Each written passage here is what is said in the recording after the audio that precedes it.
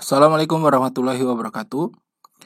Berikut ini saya akan sharing bagaimana cara kita melakukan eh, pengolahan dan akan menghitung atau menghasilkan hitungan size dengan berat jenis dari data magnetometer. Ini adalah software Oasis Montage. Pertama kita bikin project baru. Beri nama filenya terserah, bisa diberi nama apa saja.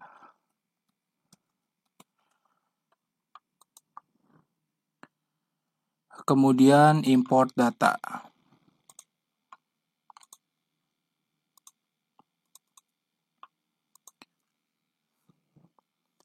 Import data yang ekstensinya .int. Wizard, next, kemudian kita atur format tanggalnya. Ini bulan, hari, tahun. Kemudian kita geser ke line dan kita klik line. Ini berfungsi agar data yang tampil nanti hanya line saja. Jadi seperti jika ini tidak diklik atau tidak diklik ke line ini, nanti data manuver pun akan masuk. Dan kalau ini kita klik, maka hanya line yang kita inginkan saja atau lajur survei saja yang akan masuk. Kemudian finish, yes, oke. Kemudian kita beri nama. Ini bisa disimpan dimanapun kita inginkan. Kalau tidak, kalau langsung kita tulis saja, nanti akan dia masuk ke pertama kali kita membuat project baru. Oke. Kemudian kita besarkan dan kita buka seluruh proteksinya. Setelah itu kita set koordinatnya, longitude max 1, latitude max 1, projection, modify, lat long, next. Kemudian ini kita pilih WGS 84, next, oke. Setelah itu new projection coordinate, next, oke. Kita beri nama X max 1. Kemudian ini Y max 1. Next, kita modify, kita ganti XY. Next, kemudian kita masukkan zonanya. Saat itu zonanya adalah 49 selatan. Next, unitnya meter. Next, oke. Setelah itu kita set projection yang sudah kita buat tadi, X max 1, kemudian Y max 1, projection, modify, XY, next, betul, next, meter, betul, next, oke. Nah, ini hasilnya. Setelah itu kita tampilkan grafik Pak 1, kita lihat datanya, kita cek apakah ada noise. Nah, datanya bagus. Yang perlu kita cek adalah max 1 dan altitude. Nah, altitude-nya ini bermasalah. Yang max 1 saya hilangkan dulu grafiknya. Jadi setiap kita melaksanakan survei magnetometer, nanti yang akan dikalkulasi total field magnetik itu adalah dari data magnitude ini dengan altitude. Kemudian jika altitude kita salah, maka data magnitude-nya juga akan salah nanti, total field-nya nanti. Sehingga kita harus benar-benar memastikan bahwa altitude kita itu sudah benar. Kedalaman perairan kemarin itu hanya sekitar 30 meter. Jadi secara logika nggak mungkin altitude sensor itu sedalam 100 meter seperti ini. Sudah pasti ini adalah error. Dan kalau minus berarti altitude-nya itu atau sensornya itu berarti bisa jadi dia masuk ke subseabed. Itu juga tidak mungkin. Maka ini harus benar-benar kita sesuaikan. Kita ingat-ingat kembali atau kita catat pada saat itu pelaksanaan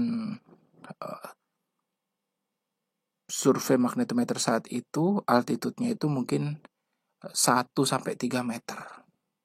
Sehingga yang data-data seperti ini itu harus kita hapus. Kita blok, kemudian kita del. Ini juga kita del. Ini juga kita del, kita hapus. Ini kita hapus. Kita hapus saja.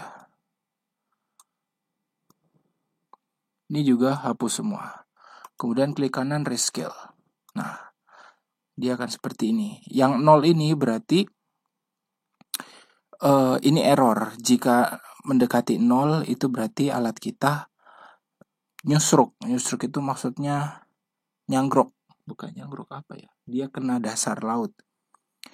Tapi saat itu kondisinya tidak seperti itu dan tidak mengalami seperti itu. Jadi dapat dipastikan bahwa data ini adalah data error. Atau bisa dibilang ini adalah noise. Rescale lagi, sudah, ini bagus. Kita next lagi. Kemudian ini kita hapus. Kita hapus semuanya ini.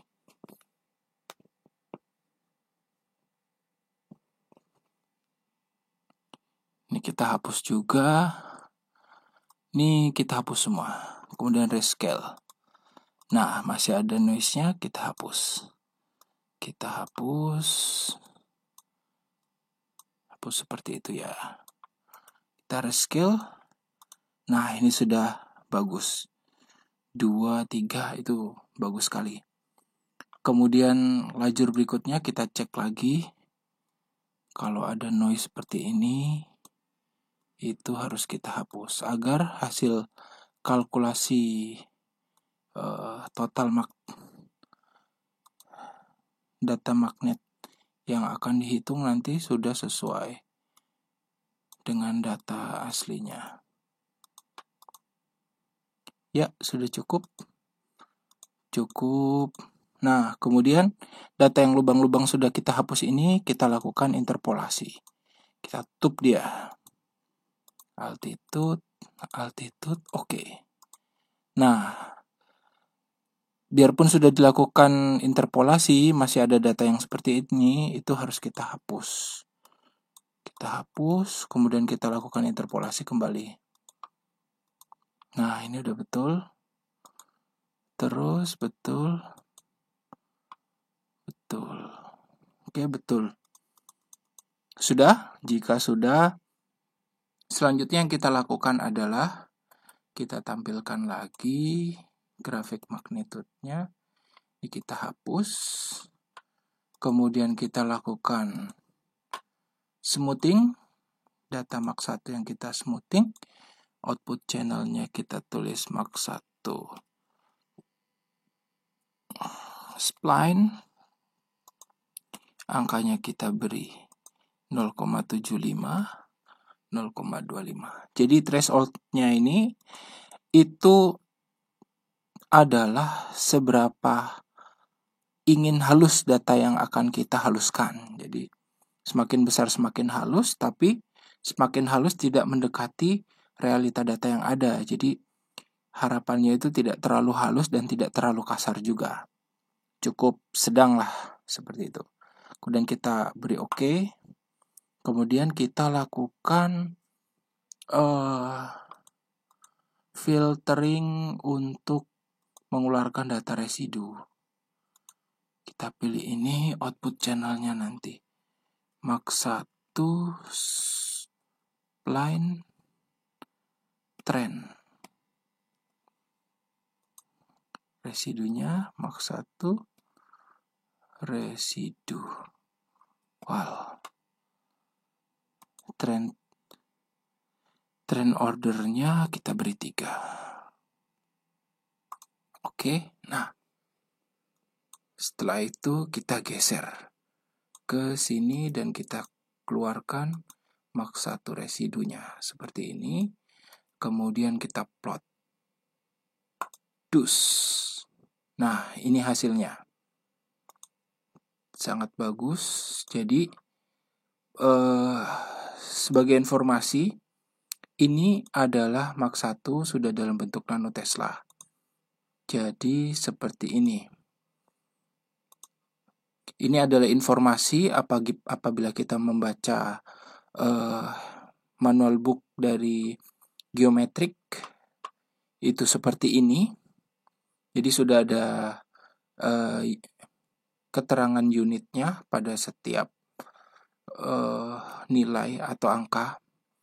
Dan kemudian saya rangkum seperti ini. Mach 1 adalah line survei atau lajur keberapanya survei gitu. Kemudian kolom kedua adalah Mach 1, nilainya dalam satuan nanotesla. Kemudian signal atau kolom ketiga adalah signal, ini tidak ada satuannya. Kemudian 4 ini adalah kedalaman. Kedalaman itu, jadi bedanya kedalaman dengan altitude ini 4 dan 5. Kedalaman adalah turunnya sensor diukur atau terukur dari sea surface atau permukaan air. Itu kedalaman. Namun kalau altitude itu kedudukan sensor atau tinggi sensor terukur dari seabed. Nah, itu altitude. Ini dalam meter, jarak sensor ke seabed juga dalam meter, dan lain sebagainya. Ini kita harus paham. Kemudian ada yang bertanya, kenapa Mach 1 nilainya besar sekali, sedangkan kalau di referensi dari geometrik itu, nilai total field-nya dari RAG itu hanya 0, sekian nanotesla, kemudian bom laut itu sekian 0,2 nanotesla dan lain sebagainya. Jadi semakin besar objeknya, itu semakin kecil nanoteslanya. Itu karena, jadi jawabannya, itu karena ini adalah masih campuran. Jadi ini masih tercampur dengan nilai geomagnetik atau magnetik bumi. Jadi tugas kita di pengolahan nanti itu memisahkan antara yang mana nilai kemagnetan bumi dan yang mana nilai anomali objek yang ada di dasar laut. Sebagai referensi akan saya tunjukkan, kita buka internet, kemudian kita lihat ini dari websitenya NOAA, kemudian kita keluarkan total intensity. Kita download, kemudian kita open. Nah, kita besarkan,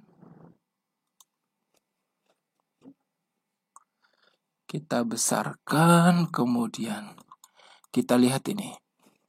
Indonesia mana? Nah, ini dia Indonesia. Jadi kalau saat itu pelaksanaannya adalah di daerah sini, berarti ini nilainya sekitar, kalau ini 4.000, ini 40.000, ini 45.000, 40.000 ini 45.000, sehingga yang di sini adalah 44.000. Jadi kalau kita kembali lagi ke data ini, mana tadi? Nah, ke data ini aja deh. Nah, ke data ini itu sudah sangat sesuai sekali. Nah, tadi yang proses atau tahapan tadi memisahkan nilai residual magnitude itu adalah seperti ini. Jadi ini benar-benar nanotesla yang berada di nilai anomali yang berada di area yang kita survei tadi. Jadi sudah terbebas atau terlepas dari geomagnetik ini. Nah, ini geomagnetik ini sudah dibebaskan. Jadi kalau kita lihat dari grafiknya di bawah ini, itu sangat berbeda.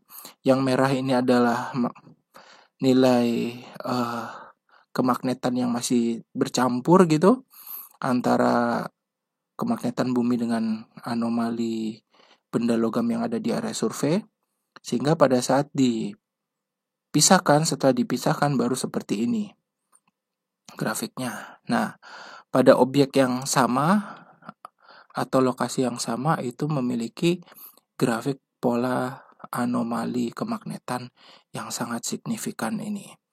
Sehingga pada saat Mach 1 ini grafiknya saya hilangkan, nah nilai anomali kemagnetannya adalah sekian nanotesla. Dapat dilihat dari grafik ini. Oke, jadi data yang ini itu sudah benar-benar murni nilai anomali kemagnetan objek, sudah tidak ada anomali kemagnetan bumi. Langkah selanjutnya adalah kita lakukan grading. Kita keluarkan Mach 1 residual, kemudian ini kita tulis Mach 1 grid. Kemudian ini tidak usah diisi karena si software ini akan otomatis memberikan rekomendasi grid yang sesuai dengan spasi lajur kita. Kemudian kita klik OK. Nah, ini hasilnya. Kemudian kalau ada yang bertanya kenapa tidak dilakukan koreksi IGRF. Nah, ini koreksi IGRF. Kalau kita mau melakukan koreksi IGRF atau pengolahan menggunakan MACmap. Nah, langkah ini bisa saja saya lakukan, mudah saja. Tapi hasilnya sudah saya lakukan berkali-kali, itu jauh dari akurat. Jadi langkah ini jauh dari akurat, dan langkah ini juga jauh dari akurat. Jangankan akurat, menunjukkan hasilnya pun itu sangat jauh. Silakan kalau teman-teman ada yang pernah melakukan cara ini dan ada hasilnya, tolong saya diinfokan atau diberikan di kolom komentar. Tapi sejauh saya mencoba, metode ini yang sangat akurat sekali. Jadi kadang teori itu tidak sesuai dengan hasil lapangan, bisa jadi karena saya membuktikan itu. Atau mungkin karena saya kurang referensi, barangkali teman-teman ada yang punya referensi, kita bisa saling share, silahkan tinggalkan di kolom komentar. Oke, kita lanjutkan lagi. Setelah itu tahapnya adalah kita lakukan total field magnetic data, calculate and display analytic signal grid.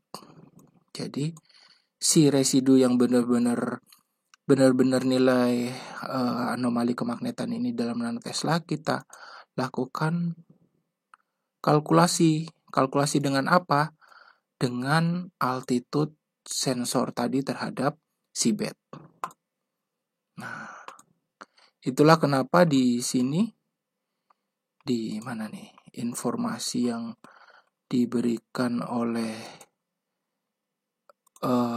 geometrik itu ada besar berat objek, nilai nanoteslanya anomali si objek, kemudian dengan jarak.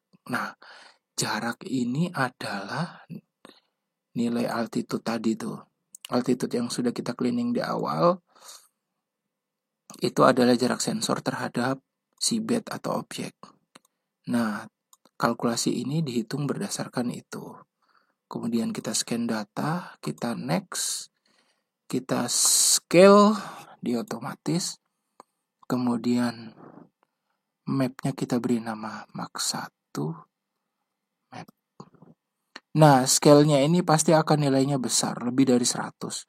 Kalau teman-teman nanti melakukan scale gitu, nilainya masih 0, berarti langkah yang udah dilakukan pada proses processing itu adalah salah atau kurang tepat. Dan distance unitnya ini sudah dalam meter. Kalau teman-teman tadi ngolahnya masih dalam bentuk degree, berarti ada yang salah. Bisa diulang lagi. Oke, kita lanjut, finish. Nah, ini hasilnya. Ini hasilnya sudah terlihat, nilainya sudah dalam bentuk nanotesla ini. Ini nanotesla ya. Jadi sekarang adalah ini ya. Sudah? Jika dilihat mungkin yang pink ini adalah yang tinggi, tentu saja memiliki nilai nanotesla yang tinggi di antara sekelilingnya. Namun kita harus lakukan kalkulasi terlebih dahulu. Sekarang tahap berikutnya adalah target selection Blakely test. Itu software ini akan mengkalkulasikan kemungkinan-kemungkinan objek atau target yang ada di area survei berdasarkan nilai nanotesla yang ada. Klik. Kemudian oke. Nah, tanda-tanda plus ini yang ada ini, itu dimungkinkan dia adalah target yang terdeteksi di area survei kita. Namun kembali lagi, yang mau kita cari itu apa sih? Gitu. Jadi kalau memang yang tujuan kita seluruh metal di area survei kita itu yang kita cari, bisa jadi semuanya yang kita cari. Maksud saya bisa jadi tanda positif ini adalah seluruh metal yang kita cari. Namun ternyata yang kita cari adalah sesuatu, yaitu berupa jangkar. Jadi data ini adalah merupakan data validasi magnetometer yang targetnya itu adalah berupa jangkar. Sudah saya meterin sekitar 1,5 meter dia. Bukan 1,5 meter, 1,30. 1 meter 30 cm, kemudian sudah saya timbang beratnya sekitar 53 kg. Dia jangkar perahu nelayan gitu, lumayan besar, lumayan berat kalau diangkat itu. 2 orang lah ngangkatnya waktu itu karena dia besi. Kemudian saya cemplungkan di area sini. Sebelumnya area sini sudah di-scan menggunakan side scan sonar dan tidak ada debris atau objek lain. Baru kita masukkan dan kita ikat, di atasnya kita beri pelampung. Kemudian kita scan menggunakan magnetometer. Hasilnya akan terlihat seperti ini. Oke, langkah selanjutnya, setelah si software ini melakukan tes potensi seluruh objek metal yang berada di area survei yang sudah kita scan, maka selanjutnya kita lakukan kalkulasi target berdasarkan size. Nah, ini size ya, kita klik dus. Kemudian oke, dus. Nah, size-nya ini kita dapat. ID-nya, posisinya. Kita dapat ya. Kemudian selanjutnya adalah kita lakukan kalkulasi target berdasarkan berat. Oke. Kita dus. Nah, hasilnya seperti ini.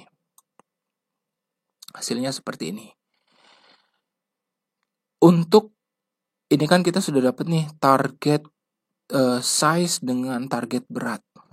Namun karena yang kita cari adalah sebuah jangkar yang ukuran size dengan beratnya itu kita sudah tahu, maka tidak semua target itu bisa masuk kriteria apa yang kita cari.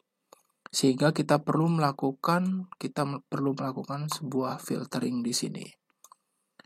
Ini adalah data target itu ini ya. Tolong diingat-ingat target ini apa? Target yang tampil di display ini. Jadi tampilan ini itu akan memfilter data yang ada di tampilan display ini. Kemudian kita mau memfilter berdasarkan apa? Berdasarkan size dulu. Jadi yang kita filter adalah size dari 1 meter sampai 2 meter. Kemudian ini kita beri new, kemudian kini kita klik OK, dus. Nah, setelah itu kita tampilkan target list-nya yang sudah kita lakukan tadi. Kita tulis target size. Oke. Kemudian oke. Klik Nah, do you wish to save change? Yes, save dulu aja. Nah, dari size yang saya masukkan sesuai kriteria tadi, ternyata ada 3 target yang size-nya itu serupa dengan jangkar yang saya cemplungin tadi itu. Nah, setelah itu baru kita lakukan pencarian berdasarkan berat. Karena sebelumnya saya sudah melakukan penimbangan terhadap jangkar tadi itu sekitar 53 kg, maka kita beri filter dia. Ini target ini ya. Jadi yang mau difilter mana adalah data target ini, target size ini. Berdasarkan apa? Berdasarkan berat. Beratnya itu sekitar 40 sampai 60 kg. Oke, kalau sudah kita oke, kemudian kita tampilkan. Tampilkan. Oke, dan kita beri nama target berat. Atau kita beri nama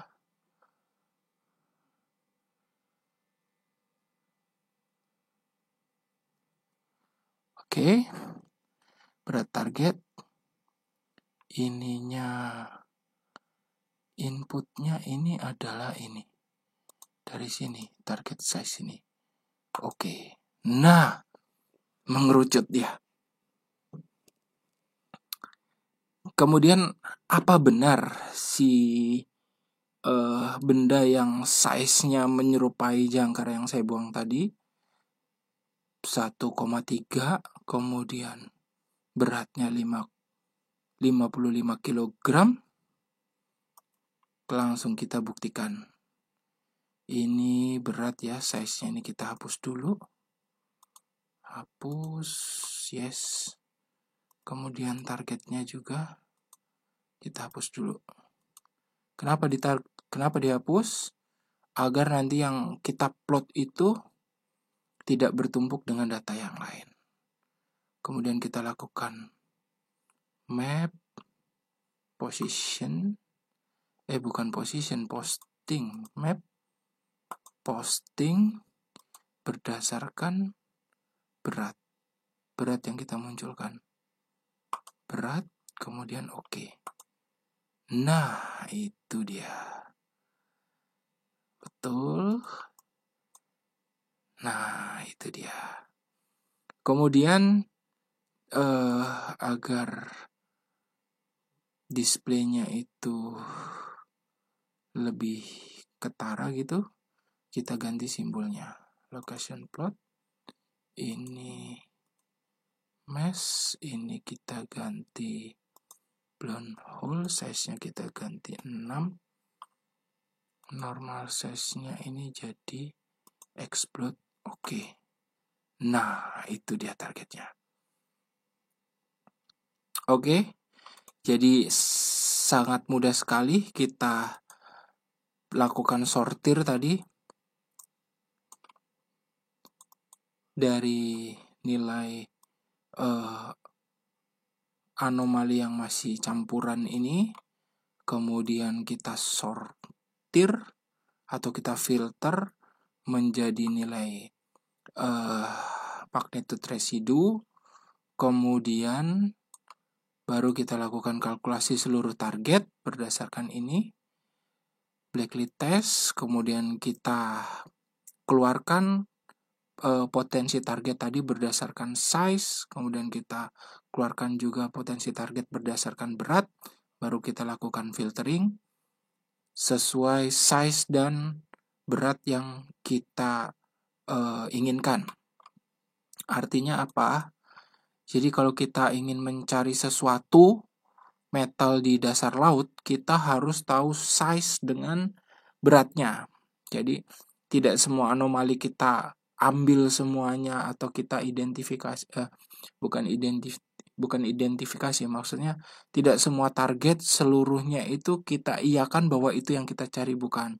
Kita punya parameter-parameter seperti contoh tadi jangkar. Jangkar itu beratnya sekitar 53 kg, kemudian panjangnya 1,3 meter.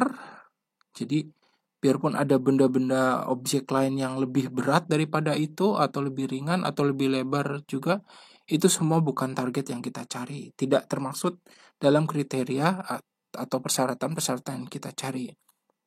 Jadi info awal itu seperti berat dan size itu kita harus miliki sebelum kita mencari benda itu berada di dasar laut. Seperti itu. Jadi kurang lebih alurnya itu nanti akan seperti ini. Sebentar, mana ya? Nah, akan seperti ini alurnya.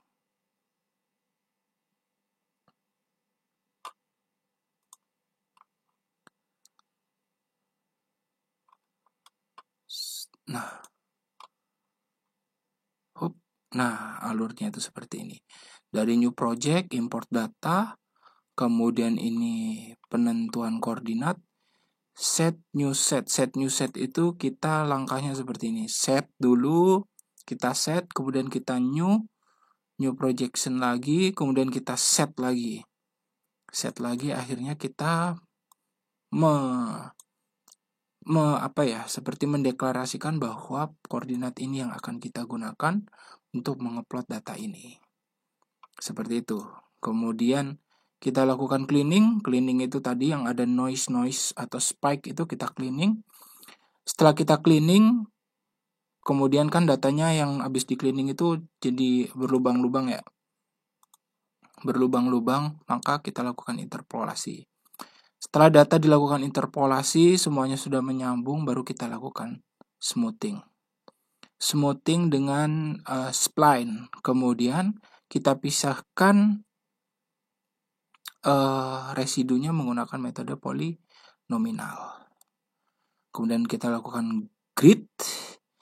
Kita koreksi dengan koreksi IGRF, tapi ini tidak saya lakukan karena hasilnya jauh sekali, tidak sampai seperti ini. Tidak sampai seakurat ini hasilnya. Kalau ini posisi set scan juga posisinya di sini, posisi anomali kemagnetan di sini, berat dan size-nya juga cocok akurat sekali di sini. Jadi kalau seumpama saya tadi harusnya sesuai prosedur itu langkahnya menggunakan melalui proses ini, tapi karena saya udah mencoba berkali-kali hasilnya tidak bagus, jadi ini saya skip. Kemudian total magnetic field ini baru kita lakukan. Total magnetic field itu adalah yang ini. Nah, ini sudah tadi dilakukan. Kemudian target selection. Target selection itu ini. Target selection itu, nah ini. Blakeley test ini. Untuk mengeluarkan seluruh anomali yang seluruh anomali di area survei kita itu menggunakan ini. Jadi yang benar-benar anomali sudah terpisah dari geomagnetik atau kemagnetan bumi. Kemudian baru kita seluruh target yang sudah ditampilkan berdasarkan target selection ini baru dikeluarkan berdasarkan size dan berdasarkan berat. Setelah itu kita sortir target itu sesuai dengan spektek yang kita miliki atau informasi awal yang kita miliki, seumpama berdasarkan berat dan size-nya kita udah punya, kita sortir, baru hasilnya kita tampilkan dan kita plot. Nah, hasilnya seperti ini. Oke. Dari sini nanti bisa ditampilkan seumpama dengan ditampilkan seperti ini. Display 3 dimensi, seumpama Mach 1 grid, atau ini juga bisa. Rescale finish. Nah, tampilan seperti ini juga bisa. Itu posisi targetnya. Posisinya di situ. Kemudian Atau jika kita ingin mana ya, data ini kah? Bukan, data ini aja. Nah, data ini jika kita ingin display, color shaded grid, mark 1 grid kita tampilkan. Oh, ini agar terlihat agak dramatis gitu. Dari sini kita ingin tampilkan seperti base map gitu. Bisa nggak? Target. Seperti itulah. Ini sebagai contoh saja. Nah, biar cakep untuk digambarkan. Atau jika kita ingin ekspor dia, ekspor itu apa ya? Map kalau nggak salah. Map. Ekspor ke dalam GeoTIFF untuk di overlaykan di peta yang ada. Nah, seperti ini. Oke. Ditaruhnya di mana gitu. Contoh seumpama target plot. Save. Nah, seperti itu. Oke. Demikian. Semoga yang sedikit ini dapat bermanfaat. Saya Aditya Prayoga, sampai jumpa di video yang akan datang. Assalamualaikum warahmatullahi wabarakatuh.